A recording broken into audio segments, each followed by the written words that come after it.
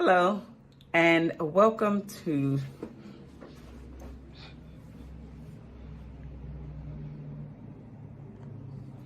Hello, everyone, and welcome to Love Restored. I am your host, Marshaun Olaniyan. Now, I want to ask you, how are you getting what you want from the relationship that you're in? Now, this could be the relationship with yourself, right? It could be your romantic relationship, but I wanted to ask you, how are you specifically getting what you want from the relationship that you are currently a part of? Because have you ever asked yourself who I want to be? So, who do you want to be? Have you ever sat down and seriously asked yourself who you want to be in the relationship that you are currently in, or a relationship that you will be in the future? Who do you want to be? How do you want to show up? Right? So asking yourself the deeper questions are really going to help you to attract the mate that you want to be in a relationship with, as well as allow, if you are in a relationship, allow your partner to see that there are some changes that you are making because you want and you are being intentional about the person that you want to be. And so you are taking said actions to be that person, right? So asking yourself, who do you want to be, will absolutely help you to get the relationship that you want to be a part of. The next thing to think about when you're trying to get the relationship that you want is your mindset. When is the last time that you thought about your mindset and actually made changes to the way that you view things, making changes to the perspective and the things that your partner is doing, the things that he is not doing, right? And even yourself, because we have a tendency to point the finger, right, to the other person. But I really want you to point the finger at yourself and figure out the things that you are doing wrong, the things that you need to work on, right? So when you're changing your mindset about things, it's going to open up another world that you weren't even realizing that you needed to be a part of, right? So understanding that there is a bigger world than the one that's in here. And so when you start to change your mindset, you start to see your partner different, you start to see yourself different, but you also start to see the world differently by just opening up your mindset. And doing some changes as well, right? This is going to be changes to your habits. This is going to be changes to your behaviors. This is going to be changes in the way that you respond versus react, because people think that when they hurry up and respond, that's what they're doing. But in reality, especially when it's in a negative light, you are reacting to what the person said or what the person did to you versus taking time to think about it and then respond in kind, whether you feel that they deserve it or not. Now, I am specifically talking about your romantic relationship. I'm not talking about strangers that pop off to you that say different things, right? But I'm really talking about the relationships that matter to you. In this case, I'm talking about your romantic relationship, the relationship that you have with yourself, the relationship that you have with your children, right? The relationship that you have with your parents or siblings, or even your really, really good friends. So the relationships that matter, you have to change your mindset, look at things differently in order to get the relationship that you want. And again, I'm speaking about 3 types of relationships here. The main one I'm speaking about is your romantic relationship. But then I'm also speaking about the relationship that you have with yourself, as well as the relationship that you have with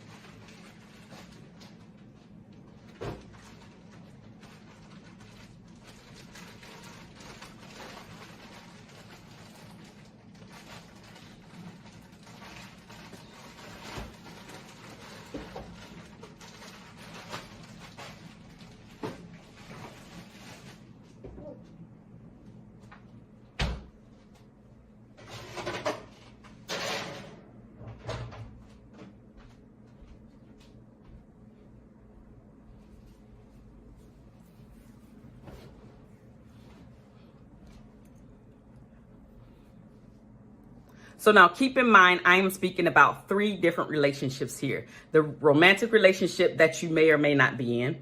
I'm speaking about the relationship with yourself. So number 2.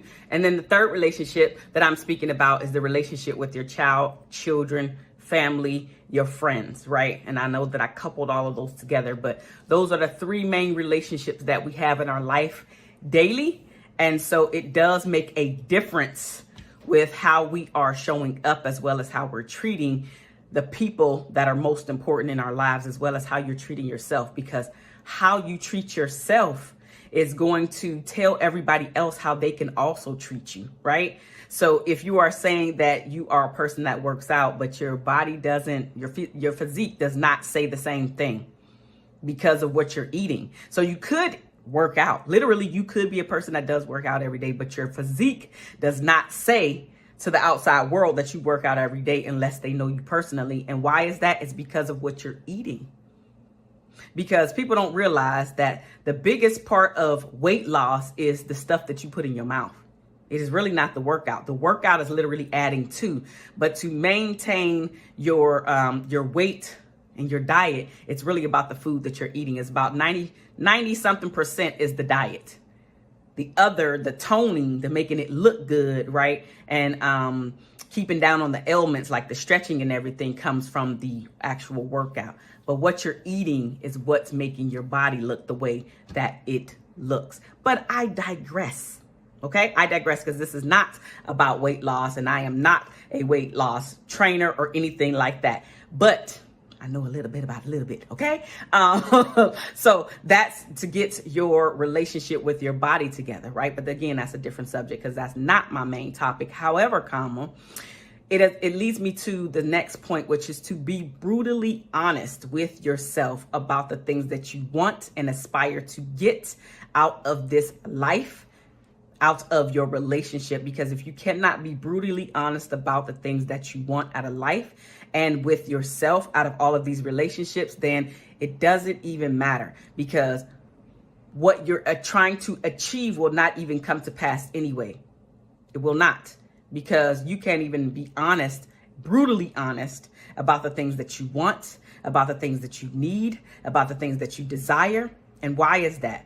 It is probably because somebody has told you to silence yourself when you were younger many, many times, over and over again. And then now you're internalizing that to say, I cannot speak up or speak out about the things that I want. So I don't really want to be brutally honest, because I don't want to have to deal with those things. But then also coupled with that, people have a fear of whatever. So I may not want to lose the weight, because then I won't be able to eat the way that I'll eat. But then also I won't be able to look the way that I look, specifically in the size dresses, or maybe somebody's going to make fun of me, or maybe I'm going to lose friends, or maybe I won't be able to fill in the blank, right? Because there are so many things that I may look at and be like, why are you scared to do that? Or you may look at me and say, why are you scared to do that, right? So each and every one of us is different in what we fear. Some people are really, really good at adventure, and they can go skydiving and parasailing and jumping out the plane and all that other stuff. And other people are like, oh, no. So our fears are different, but they're still there. There's still a fear, which is keeping you stuck in one or multiple areas of your life. So you have to be brutally honest about the relationship that you want, by looking at what you're doing right, so you keep doing that, but then also by looking at what you're doing wrong, so you can cut that at the root, so you can throw it out the window and get rid of it. The next thing is literally to understand what your deal breakers are. Now, a lot of people know what their deal breakers are, but then when they witness the party exploiting the deal breaker, they don't do anything about it, for fear, as I mentioned earlier, of potentially losing that person, losing the relationship, losing the title, losing the fill in the blank. But once you understand what your deal breaker is or are, and the person is going against what you want to be a part of in order to create the relationship that you want, now you have to take action and give them, literally gift them the consequence. Because most people don't learn unless there is a consequence attached to the thing that they did wrong. So if I come to you as your partner, as your spouse, and I say infidelity is a deal breaker for me, and then you as my spouse decide to go out there and cheat, and then I find out, because 9 times out of 10, you're not coming to tell me that you cheated on me, right? So I found out, it's been leaked, you got caught, whatever. And then I do nothing about my deal breaker and it being exploited, you taking advantage of me, there's no consequences to that, then guess what? You just gonna do it again. Now, the consequences could be a separation, it could be a divorce, it could be whatever. Those are extreme, I get it. But so is infidelity. So let's be real. Because if you have to find the need to cheat before you actually have an intelligent conversation with your spouse, then it is something that is missing. But guess what? It's up to you to express these things to your spouse, to your partner, so they have the opportunity to correct said behaviors. But to just be callous and go out there and just cheat because maybe you're being selfish and that's just something that you want to do. Maybe everything is going right. Like, listen, for real. I remember when I was younger and I was cheating with a guy, like, because I was younger, right? And I'm saying this story here because it is very important. Nothing has to be wrong in your relationship for one party to cheat. Nothing has to be wrong. Now, I'm bringing that up because the guy that I was cheating with when I was much younger, in my 20s, young and dumb, not excusing it, but it is what it is. I remember him explicitly telling me like it was yesterday, there's nothing wrong in my marriage. Nothing. Now, I am assuming, but I am going to say it. I'm assuming it's because I'm sure I wasn't the first person, but there was no consequences. I'm sure I wasn't the first person, but there was no consequences on his end, which is why he felt selfish enough to do it again. Because the truth of the matter is I was never trying to take him away from his wife. That's the truth. I didn't want him like that. I had my selfish needs. He had his selfish needs, and we did our selfish deed. I'm not perfect, but I did learn from my mistakes. Absolutely learn from my mistakes. And I even regret doing that because I have also been the person who's gotten cheated on. Don't feel good. So I reap what I sow. I understand that. But in order to get the type of relationship that you want, specifically when it comes to your deal breakers, you must set up those boundaries and you must enforce your boundaries. Because if you don't, you are teaching people how to treat you. In this case, you are teaching your spouse how to treat you. So in that example that I just mentioned, where I was the schmuck, yes, I can admit that. Where I was the schmuck, doing the deed, doing the cheating,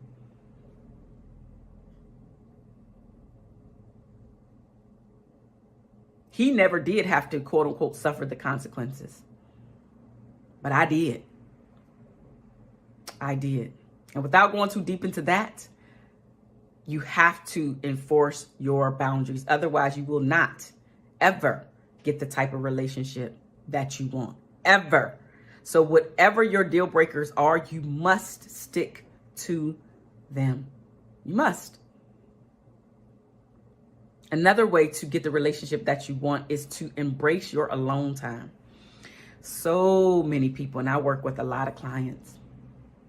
So many clients come to me because they cannot or will not face the music of embracing their alone time.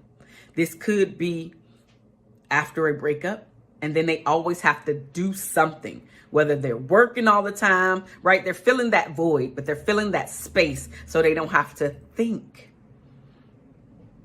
All of the stuff that's up there, they don't want to deal with the stuff, which is why they find all of these things to do every single day. busy, busy, busy, whether they're around their friends all the time, whether they're working all the time. Now they're working out all the time. Like they become obsessed with not being alone. And that's a problem, because the only way you're going to find this peace and really start to evaluate who you are, the things that you want, and why the relationship went the way that it did, in that case, a breakup. Why did the breakup occur? What was the part and the role that you played in it? You must be able to sit with yourself by yourself so this stuff can come up, so you can deal with it. Because until you deal with this stuff that's here, you will remain on that hamster wheel going round and round, attracting the same person over and over again. Or if you're in a relationship, you're still on the same hamster wheel, having the same conversation, having the same argument over and over and over again. And how is that getting to the relationship that you want if you don't deal with your crap? If you don't deal with your past traumas, if you don't deal with the things that trigger you, you will absolutely destroy and kill any type of relationship. Whether it's the relationship with yourself, the relationship especially with your spouse, the relationship with your children, because all of these insecurities are going to come to the surface and you're going to ruin everything that you have been trying to achieve. All because you have yet to deal with all of the stuff that's trapped inside of here. You have not gotten down to the root as to why you feel the way that you feel, why these things, what's the word I'm looking for? Why do these things impact you the way that they impact you? Until you deal with your crap, you're never going to get the relationship that you want. You must deal with your crap. And if you don't know how to deal with your crap, now it's time to talk to someone. Whether that's a coach, a relationship strategist, a therapist, a preacher, a pastor, priest, whatever, a really good friend or a mentor, somebody that can send you in the direction of peace, but also help you to come and get down to the root as to why your life is the way that it is, and not having not making you feel ashamed, not making you feel guilty, but just telling you what it is, because this is what it is. I'm not trying to make you feel ashamed. I'm not trying to make you feel bad, but this is what it is. Your life is this way because you have yet to deal with your muck and your mire that is in deep within yourself. You got to deal with this stuff in order to get the relationship that you want. Another way to get the relationship that you want is to fight the right way. Now, what does fighting the right way mean and even look like? So when you're in a relationship, that you do not bring up the stuff that your partner shared with you in private or during your pillow talk time. Because during that pillow talk time, he or she was being very, very vulnerable and open with you. And so when you want to fight dirty and when you know how to get below the belt, that's when you throw that stuff in there because you don't like what he said or what he didn't say, or what she said or what she didn't say, how they reacted, how they responded, how they treated you, but not realizing that when you bring up the most sensitive information that they brought to you, you will never earn that place again. And if you do, it's going to take you many, many, many, many years, because it's very easy to trust somebody the first time. It is absolutely horrible to rebuild the trust once it's broken, because it takes so much longer to earn this person's trust back because you broke it the first time. Now, quick example on that is, if you ever found yourself where you two were laughing happy-go-lucky, and let's say, for instance, your man was sharing one of his dreams or goals, and your response, instead of it being, okay, go after it, or something to that effect, I got your back, let's do this, let's see what his rolls, you say something like, that's stupid. Why would you think you could do that? Like, you don't even have X, Y, and Z. Fill in the blank, whatever X, Y, and Z is. So why would you think that you could do A, B, and C? And that right there is what kills your chances of ever being let through that door again. And now you may realize, how come he'll never tell me stuff no more? He'll never share nothing with you no more because you don't know how to take in the information and then not use it against him later on. And don't get it twisted. Men do the same thing.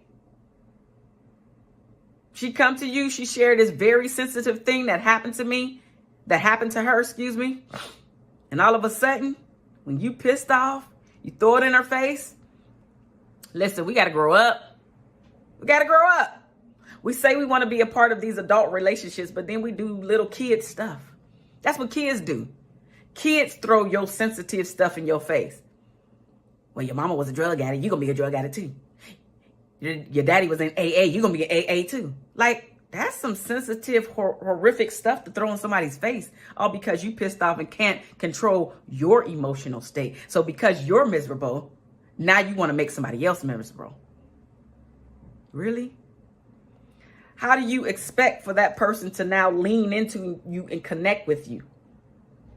Yeah, sex may be happening, but I'm sure it's not the way that it once was, where you felt really comfortable with that person. It may be something missing now, where slam, bam, thank you, ma'am, roll over, go to sleep, because I didn't got mine. And now you feeling like, well, where's the cuddles? Where's the hugs? Where's the kisses? Where's the pillow talk? Not realizing that you're playing a part in the demise of your relationship. Now, I'm not saying that your partner should just do that. Both of you have to recognize what you're doing right. You also have to recognize what you're doing wrong so you can correct said behaviors. And a lot of these things, a lot of reasons why we're not getting the relationship that we want is because we have a tendency to not be able to apologize for all of the crap that we've said, all of the crap that we've done, and then start to correct said behaviors, to show up differently, to be this different person, to be this different man, to be this different woman. We got a chip on our shoulders. We're no longer having those difficult conversations because we feel, why is it going to matter anyway? It's not going to help. So why should I even care? And then we just continue the cycle of being in these mundane relationships that are not helping any of us to prosper, to be better, so our children can see what healthy relationships look like, or healthy marriages, so we can break this cycle specifically within the Black communities. Because the beautiful relationships that are out there are not just for everybody else. We got a lot of junk in our community that we need to tighten up and clean up. And a lot of it did stem from our history. But now we're continuously breaking those chains and we're being better. Each generation is getting better.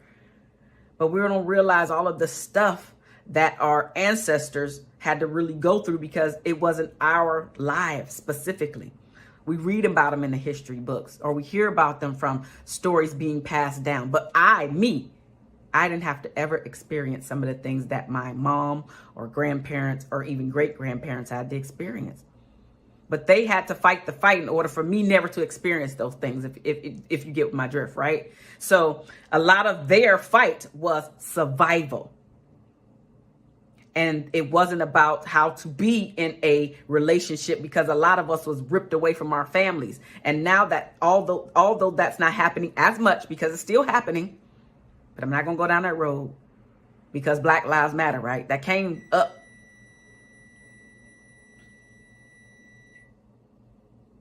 Because Black Lives Matter, right? That didn't just happen just because. There's some history behind Black Lives Matter, right? So, although we're doing better, we're still not where we need to be. We're still not seen as equals in society. But all of that transfers into our romantic relationships, because if our ancestors always had to think about survival, they weren't thinking about how to be in romantic relationships.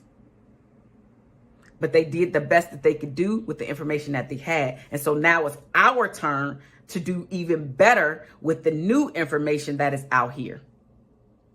Because how we treat our children does matter. How we treat each other does matter in our romantic relationships. And now we are products of the way that our parents treated us, obviously, right? Or your parent or guardian treated you. And some of us had really great upbringing, and others still had a lot of tumultuous situations around them, whether it was them seeing abuse or them being abused themselves. And now we're the adults. But we have to break those generational curses so we can show our children how to really be in healthy relationships. But that means you being able to be vulnerable enough to show your weaker side. Now, for those of you who can't see me, I just did the air quotes, but it's the air quotes because when you show your vulnerability, you're actually being a very strong person versus you thinking that you're being a weak person. You're not being a weak person by showing your vulnerability. And guess what? If you never show your vulnerability, if you can never connect with the person that you're in person with, that you're sitting right next to, that you're lying in the bed next to, that you're having sexual relations with, if that person is never able to see you in a vulnerable state, you will never get the relationship that you want, because they don't understand who you are. They're not able to connect with you on a deep level. There is a disconnect. There is something that is missing. And so if I am pouring my heart out to you and you never do the same to me, how can we truly feel like we're on even ground with one another? You can't. You can't.